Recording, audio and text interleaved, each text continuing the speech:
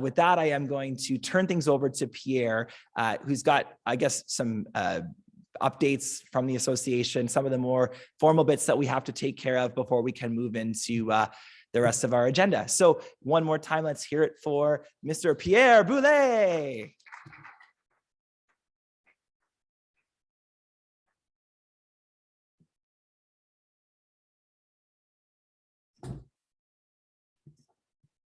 Good morning, everybody. Yes, my name is Pierre Beaule. Thank you for being here, especially for those who are wearing the Municipality Week logo right now. Thank you, thank you. I'll be brief. We have, as Adam mentioned, we have a solid agenda for today. And I see that Jeff is here at the back of the room. Hi, Jeff. With the recent release of the second action plan on climate change, we'll try to give a little bit more room to Jeff if he's willing. So we'll try to be brief. On the financial side for 2021, a few numbers. Revenues, $250,450. Expenses, $186,165 for a surplus of $64,285. This surplus can be explained mainly by the fact that, as Adam mentioned, I started the position at the end of June. And so there were a period of 4 months where the position was done through external help consultant, I believe. So we save a bit of money on the salary. With COVID, obviously, the annual conference was canceled. This is a free event. We're not generating revenue from this event, and I think it's a good thing. And so we saved a bit of money on that. And the last part is we spend a little bit less in terms of lobbying expenses through consultants on the reform. But this is not a sign that we're taking this easy on the reform. The money is obviously moved now to 2022.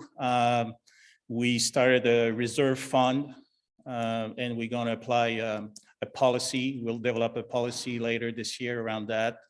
We want to be disciplined and proactive in feeding that fund to help us with any extraordinary costs related to advocacy. So I think this is a really good thing moving forward. You will receive, first of all, I should say, the financial report was prepared by Day and Kelly. You have the full report at the back of the room if you want to grab a copy later. And same thing with the activity report. Our year end is December 31st. So we're going to produce an activity report that you'll receive by the end of November this year. So we'll cover all activities for this current year. That being said, just a couple of highlights.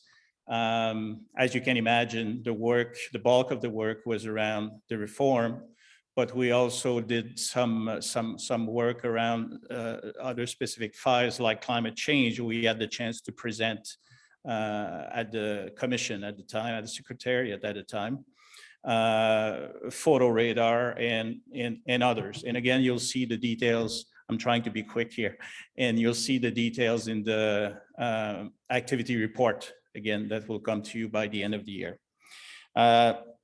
Adam mentioned the stakeholder days. After chatting with some of my bosses, I believe we're at the beginning of a very interesting tradition here. I think there's a lot we can get from that. Make stakeholders accountable, and making us also a little bit more accountable and reinforce really our work in terms of advocacy. This was very interesting. And just an anecdote, when I was putting up the event together, I had a chat with someone at the government, and I won't mention his or her name. And I was talking about the silos that everybody, are quite aware of. And surprisingly, that person didn't know exactly what I was talking about. So, okay, so we sat down and talked a bit about it. But the funny thing is that pretty much each meeting that we had in the past few days in the conversation came up the notion of silos, the problem of silos, 1, 2, 3 times in each of those meetings. So again, I'm confident that we're at the beginning of something very interesting for us and for you. And I can't wait to work on the next edition of the Stakeholder Days.